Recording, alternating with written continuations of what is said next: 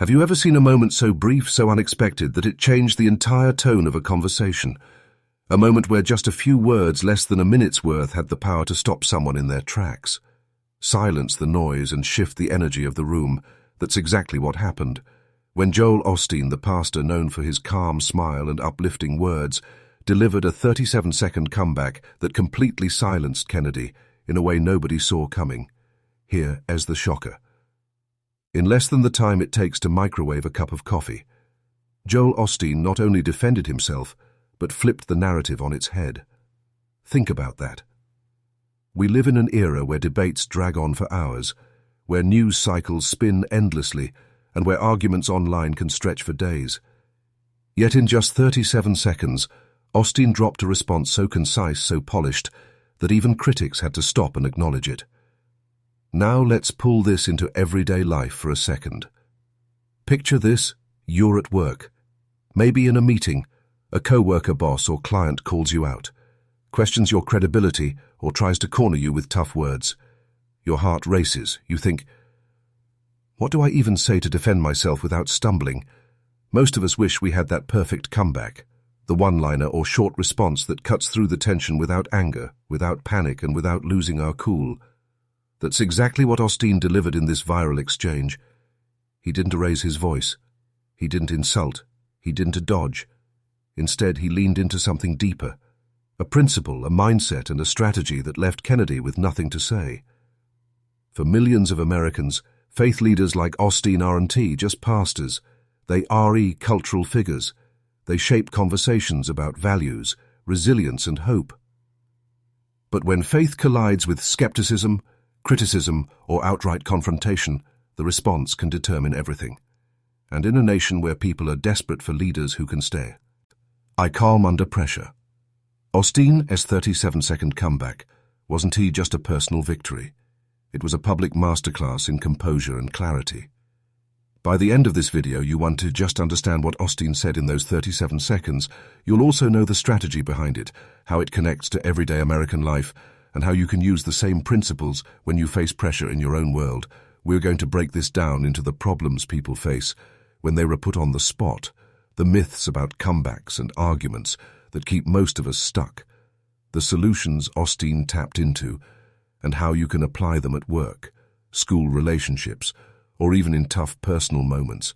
And finally, the golden nugget, the hidden truth behind why this 37-second moment worked so powerfully. So stick around, because by the end you'll not only see why Kennedy was silenced, you'll also walk away with tools to create your own calm, confident comebacks when life puts you in the hot seat. America has always been fascinated by comebacks, whether it is in sports, politics, business, or even family arguments at the dinner table. There's something inspiring about watching someone stand tall under pressure and deliver the perfect response. Joel Osteen's viral 37-second moment isn't just about one pastor and one critic. It's about a larger story that resonates across the US. How do you keep your composure when you're retested? How do you respond with strength without losing your values? And how do you silence doubt, not with anger, but with clarity? This matters because we live in a culture where voices are constantly clashing. Social media arguments, TV debates, workplace disagreements. Americans everywhere are searching for ways to speak with confidence without getting dragged into endless conflict. Osteen's exchange with Kennedy became a case study for exactly that. In the US, we value resilience. We celebrate the underdog who finds a way to win, the student who stands up to a tough teacher, the employee who pushes back respectfully against unfair criticism. That's why moments like this matter. They aren't just entertainment, they are lessons. They remind us that ordinary people can learn extraordinary communication skills, and in a time where many Americans feel silenced, unheard, or overwhelmed, the way Osteen handled this situation shows that silencing negativity doesn't always mean shouting louder. Sometimes it means being smarter, calmer, and more intentional. Now let us set the stage for the rest of this video. We are going to take you on a journey through this moment, not just replaying what happened, but breaking it down into lessons you can apply in your own life. Here is the roadmap. The problem. We'll identify the common struggle most Americans face when they re-confronted publicly. Whether it's fear of saying the wrong thing, freezing up, or reacting with too much emotion, we'll unpack the real challenge. The myth. Next, we'll tackle a dangerous myth that the person who wins an argument is the one who talks the longest or the loudest. We'll show why that belief keeps people stuck and how Osteen flipped it on its head. Solution 1. We'll break down Osteen's first strategy. Preparation in calmness. You will see how mastering your tone, your pacing, and your mindset can transform even a short response into something powerful. Solution 2. Then we'll go deeper with the second strategy, emotional anchoring. This is where Osteen connected beyond words, delivering a response that carried weight, because it tapped into something people could feel. The golden nugget. Here is the big reveal. We'll uncover the hidden principle behind why this 37-second comeback worked so perfectly, and how you can replicate that same effect in your own challenges, the closing call. Finally, we'll wrap it up with a motivational takeaway, a reminder that you have the tools to stand tall under pressure, plus a call to action to share your voice. This breakdown matters because it takes a viral clip. Piece something you might scroll past and turns it into a practical guide for your own life. We are not just analyzing Joel Osteen. We are using his moment as a mirror for the American experience, the tension between criticism and composure, the search for dignity in conflict, and the need for strong yet peaceful communication in everyday life. Think about it. At work, you might face a boss who questions your ability. At home, you might face a relative who doubts your decisions. Online, you might face critics who seem impossible to silence. The roadmap of this video will show you that no matter the setting, the same principles that worked for Osteen can work for you. So here is the big promise. By the time we reach the end of this video, you want to just know what Osteen said in those 37 seconds. You'll know why it worked, how it connects to timeless strategies of communication, and how you can practice those tools in your own daily battles. It's not about becoming someone else. It's about finding your own version of a confident, calm, and powerful comeback. And that is why this topic isn't just interesting. It is deeply relevant for every American who's ever felt put on the spot, talked over, or doubted. When people think about winning an argument, there's one major misconception. They believe victory comes from talking the longest, shouting the loudest, or stacking up the most points like a courtroom drama. But here, as the truth in real life, most people don't have hours to argue. Most of us only have moments to respond. And in those moments, the wrong reaction can cost us credibility, relationships, or opportunities. That is the problem. Most Americans are not prepared for those crucial seconds where a comeback really matters. Let's make this real. Imagine you are in a staff meeting. Your boss suddenly questions your decision in front of the entire team. You weren't expecting it. The room gets quiet. Everyone else looking at you. What happens? For most people, the adrenaline kicks in. Your brain starts racing. Maybe you freeze, unsure what to say. Maybe you ramble over explaining and making it worse. Maybe you get defensive, snapping back in a way you will regret later. That is the same pressure Joel Osteen faced, only on a public stage with cameras rolling and millions ready to judge. And yet instead of freezing, rambling, or snapping, he delivered a measured, polished 37-second comeback that flipped the tone. Have you ever been put on the spot and later thought, I wish I'd said that differently? Drop your story in the comments, because you are not alone. Nearly everyone has lived through those awkward, pressured moments. There are three main reasons people struggle in those situations. Fight or flight mode. When someone puts us on the spot, our body reacts as if it's in danger. Adrenaline spikes. Our logical brain shuts down, and we either freeze or lash out. Fear of judgment. We're not just worried about the person questioning us, we're worried about the audience. At work, it's co-workers. At school, it's classmates. Online, it's strangers. That fear makes us stumble. Lack of preparation. Most people don't rehearse how to handle tough questions. We prepare for presentations, tests, or projects, but not for those unpredictable moments of confrontation. And that is exactly where Osteen stands apart. Here's a light-hearted way to look at it. Have you ever had an argument in the shower? Not with someone in the shower, but with yourself. You replay the conversation from earlier that day. You think of the perfect comeback. You say it out loud, maybe even act it out. And suddenly you are like, why didn't I think of that earlier? That S called l'esprit de l'escalier, a French phrase meaning the wit of the staircase. You only think of the right words when it's too late, when you are already walking away. That's the problem we're resolving here. Osteen's 37-second response worked because he didn't need the staircase. Moment he was prepared for the confrontation in real time. Why does this matter for everyday Americans? Because being unprepared for these pressured moments has real consequences. At work, it can cost you credibility in front of your boss or peers. At school, it can make you seem unprepared even if you know your stuff. In relationships, it can escalate small conflicts into bigger fights. In public life, it can shape how others perceive you, confident or defensive, trustworthy or shaky. That's why Joel Osteen's comeback resonated so strongly. He modeled a way of handling confrontation that anyone can learn, but most people haven't been taught. Here's another misconception. Many people think if I don't fight back immediately, I'll look weak, so they rush into a defensive or aggressive response hoping to save face. But in reality, a hasty reaction often makes things worse. The real weakness isn't to silence it, it's panic. True strength comes from measured words delivered with confidence, even if they are few. Think back to school. One student gives a long, rambling answer to a teacher's tough question. The teacher nods politely but moves on. Another student gives a short, clear, confident answer, and the teacher smiles, saying, "Exactly right. Who do you remember?" That's the same principle at play. It's not about how much you say it is, about how well you say it.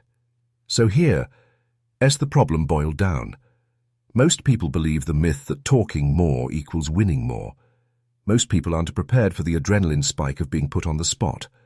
Most people think strength means attacking fast, when in reality it means responding smart. And that's why so many of us walk away from confrontations with regret, wishing we had delivered that perfect, confident 37-second comeback. The good news. This problem has a solution, and Joel Osteen showed us exactly what it looks like in action. In the next section, we are going to bust the myth that the loudest voice wins because, as Osteen proved sometimes, the quietest, calmest voice is the one that leaves the deepest impact. Loudness might grab attention in the moment, but it rarely earns lasting respect. In fact, studies show that calm, concise responses are far more persuasive and memorable than heated, drawn-out arguments. Joel Osteen's 37-second comeback proved that myth wrong in front of millions. Picture two scenarios at work. Scenario 1. A heated boardroom debate. One manager raises their voice, talks over others, and insists they rewrite. For a moment they seem in control. But when the meeting ends, people leave. Drained, skeptical, and quietly resistant. Scenario 2. Another manager sits quietly until the noise dies down. Then, in under a minute, they deliver a clear point. Calm, direct with no wasted words. Suddenly the room shifts. People nod. The decision leans in their direction. Which manager do you respect more? Which do you trust more? That's the same contrast between Kennedy's voice and Osteen's. One was loud, the other was lasting. Have you ever seen someone win an argument just by staying calm? Share your experience in the comments, because chances are you've witnessed how quiet strength often beats loud force. Here's a surprising fact. According to a Princeton study, people are more likely to trust speakers who use lower, calmer tones of voice, even if the content of the message is the same. In other words, you don't have to yell to be persuasive. You just have to project confidence through clarity and composure. That's exactly why Osteen's comeback carried weight. He didn't compete with Kennedy's energy. He undercut it with calmness. So, if loudness isn't the key to winning arguments, why do so many Americans believe it is media conditioning? Talk shows, cable news, and viral videos reward drama. The louder the clash, the more clicks it gets. Family dynamics. Growing up, many people learned that whoever yelled loudest in the household won the fight. Workplace culture. In some offices, assertiveness is confused with aggressiveness, and the squeaky wheel seems to get the great. See, but here is the catch. While loud voices might dominate in the short term, they rarely inspire trust or respect in the long term. This is where Joel Osteen's comeback shines. Kennedy came in sharp, ready to push, ready to press. Osteen could have matched energy with energy, but instead he chose strategy. He delivered a response in 37 seconds that wasn't loud, wasn't defensive, and wasn't rushed. He let his words, not his volume, do the work. That's what silenced the room. That's what turned a potential clash into a moment of clarity. Parents in the US know this lesson better than anyone. Think about disciplining a child. If you yell, the child may stop in the moment, but often out of fear, not respect. The behavior might repeat later. But if you kneel down, look them in the eye, and calmly explain why the behavior matters, the lesson sticks. Respect is built. Osteen used the same principle with Kennedy. His calm comeback didn't just win the exchange. It built credibility with everyone listening. Look at history. Some of America. Its most respected leaders weren't the loudest. They were the clearest. Abraham Lincoln, known for his measured tone and powerful pauses. Martin Luther King Jr., whose most famous lines weren't T-screams. They were carefully chosen words delivered with calm conviction. Fred Rogers. Mr. Rogers, a cultural icon who spoke softly, but whose words reached generations. Loudness fades, clarity echoes. If the myth is that loudness wins, and if Osteen showed us that calm clarity is stronger, then the next step is obvious. How do you build that calm clarity in your own life? That is what we'll tackle next. Solution 1. Osteen didn't just wing it. His calm 37-second response came from a lifetime of practicing calmness before pressure ever arrived. Train your calm before you need it. Most people try to find calm in the moment, but by then it's too late. Your adrenaline's pumping, your words stumble, your heart races. The key secret is to build calmness into your daily habits, so when the moment comes, you don't have to search for it. It's already there. That's what Joel Osteen has mastered. And it's a principle you can apply whether you're at work, school, in relationships, or even handling money stress. Think about sports. Basketball players don't wait until the championship to practice free throws. They shoot thousands before the big game, so when the crowd is screaming, muscle memory takes over. It's the same with comebacks. If you prepare your calmness daily when someone like Kennedy comes at you, whether it is a co-worker, a boss, or even a heated friend, you're ready. Osteen. 37-second response wasn't luck, it was practice meeting pressure. So how do you train calmness like that? Here are 3 practical strategies. Micro pauses in daily life. Every time you get a text that irritates you or someone cuts you off in traffic, practice a 3-second pause. Inhale, exhale, then respond or don't respond at all. Over time, this becomes second nature. Morning calm rituals.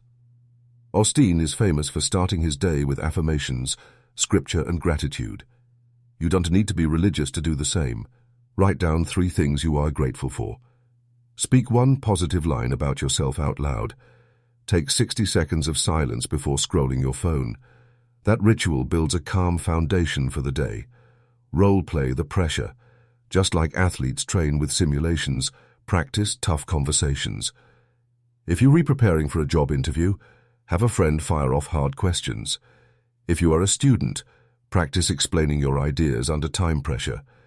If you are in business, rehearse your pitch with interruptions. When the real moment comes, you want to freeze. Imagine you in a staff meeting. Your manager suddenly challenges your report in front of everyone. The old you would panic, stammer, over-explain, maybe even snap back. But the prepared calm, you takes a breath. You let the silence sit for just a second. Then you calmly respond. Thank you for pointing that out. Here's what the data actually shows. Suddenly the energy shitter. FTS. You not scrambling. You leading. That what Americans can take from Osteen. 30. Second, come back a model for grace under fire. If you've ever lost your cool and regretted it later, what do you wish you had said instead? Drop your dream comeback line in the comments. It might inspire someone else. Here's a fact most people don't know.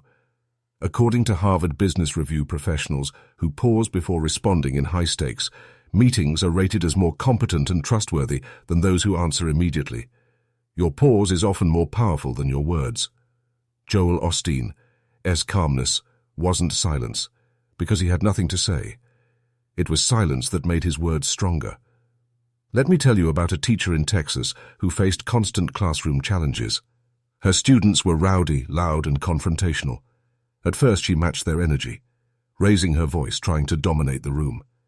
It never worked. Then she shifted. She practiced calmness. Instead of yelling, she paused. Instead of rushing, she spoke slowly. Within weeks, her students leaned in. The class wasn't quieter because she was louder. It was quieter because she was calmer. That's the Osteen principle in action. When Kennedy pressed, Osteen didn't rush. He didn't meet fire with fire. He relied on his trained calmness, his mental muscle memory. That's why his 37-second comeback worked. It wasn't about being clever. It was about being centered. If calmness is solution one, what is the next level? Because preparation helps you respond calmly. But how do you turn that calmness into a tool that not only defends you but wins others over emotionally? That says solution two, win with empathy, not ego. Most people think comebacks are about outsmarting, embarrassing, or owning the other person. But Osteen flipped that script. Instead of trying to defeat Kennedy, he aimed to connect with the audience. It's not about shutting the other person down, it's about lifting this. The conversation up. Imagine you've got a neighbor who constantly criticizes your lawn, your parking, or even the way you set out trash bins. The natural response is to snap back. Well, at least my lawn isn't full of weeds like yours. That might feel good in the moment, but does it really solve anything? No. It just raises walls higher. Now picture a different response. Hey, I hear you. You care about how the neighborhood looks, and I do too. Let me see what I can do. Suddenly the tension drops. Instead of competing, you reconnecting. The criticism turns into a conversation. Let's see what Joel Osteen did in those 37 seconds. He didn't attack Kennedy. He didn't belittle her. He reframed the conversation so that everyone listening felt seen, heard, and respected. Here's a simple strategy you can use every day. I call it the empathy echo. When someone criticizes you, acknowledge the feeling behind their words. Example: I hear that this is frustrating for you. Reframe the intent. Example: it sounds like you want to make sure things are clear. Add your calm, concise truth. Example here. What's actually happening and why it matters.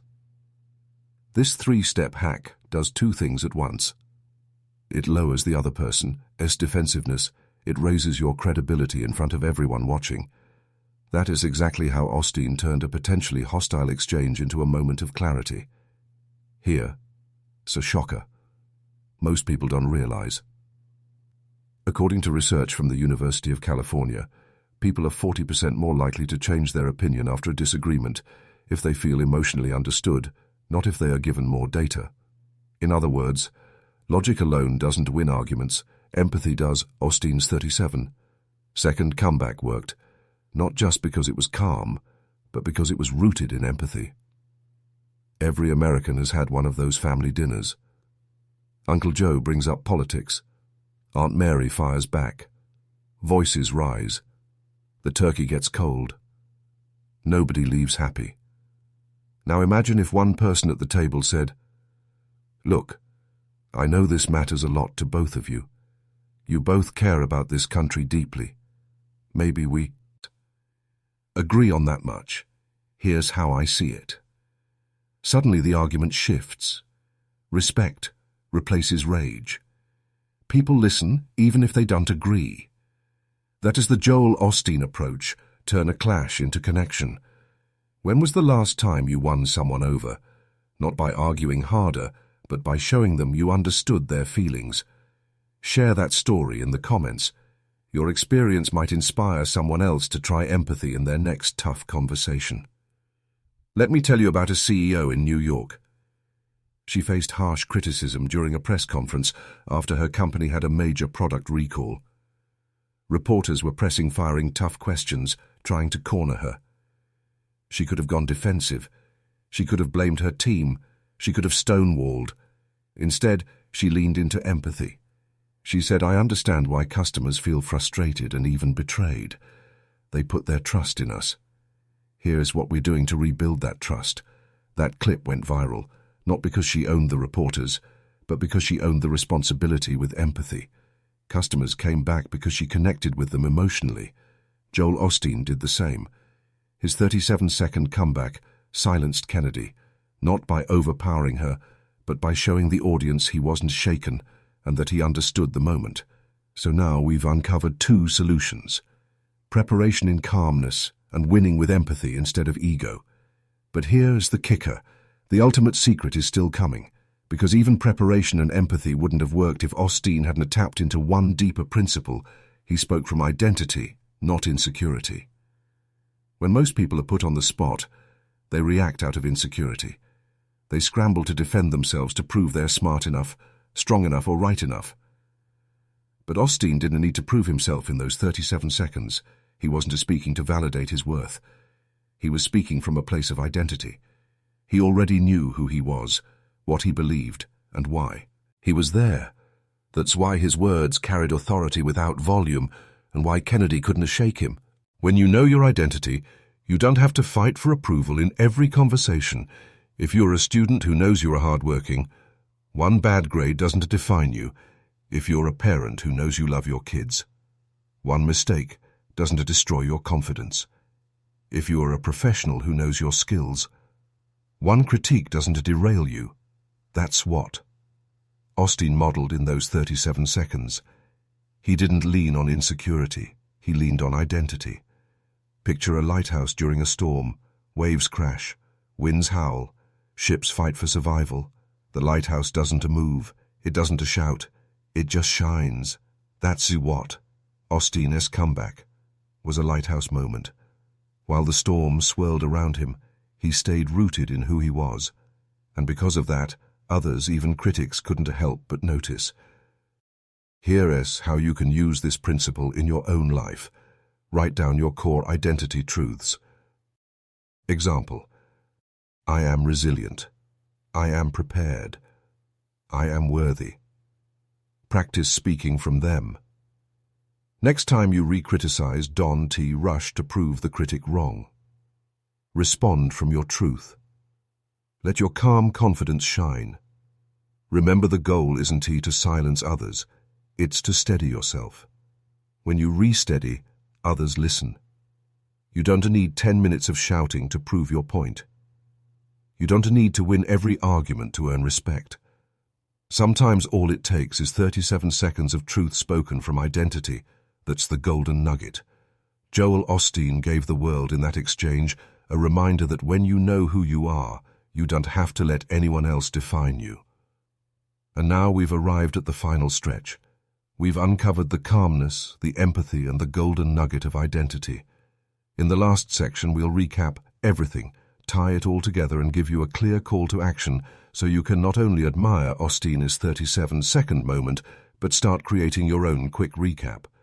We've taken a deep dive into Joel Osteen's now legendary 37-second comeback, the one that completely showed us out of the room and left Kennedy silent. Let's quickly recap what we uncovered. The problem. Most people think arguments are won by being the loudest or quickest, but that approach usually backfires. The myth. The cultural lie says, the loudest voice always wins. In truth, clarity beats volume every time. Solution 1. Prepare calmness before you need it. Build daily habits, micro pauses, morning rituals, and practice under pressure, so calm becomes second nature. Solution 2. Win with empathy, not ego. Use the empathy echo to lower defensiveness and raise credibility. The golden nugget. Speak from identity, not insecurity. When you re-rooted in who you are, you don't need to prove yourself. Your confidence speaks for itself. That's how Joel Osteen delivered a comeback that silenced Kennedy not through force, but through calm, empathy, and identity. And here is the takeaway for you. You don't need to be a pastor, a politician, or a celebrity to use these same tools. Every American, from students in classrooms to workers in boardrooms to parents at home, will face moments where someone tries to shake their confidence. When that moment comes, remember Osteen as lesson: stay calm, show empathy, speak from your identity. Do that, and you won. Just silence the noise around you. You will rise above it. Now I want to hear from you. Have you ever had a comeback moment where you stayed calm and turned the tables? Or what is one situation in your life right now where you'd love to have that same kind of composure? Joel Osteen showed. Drop your story in the comments below. Your experience might inspire someone else who needs it today. And if this breakdown gave you value, hit that like button to push this message out to more people. Subscribe if you want more deep dives into powerful moments like this, and share this with someone who is facing pressure right now and needs encouragement.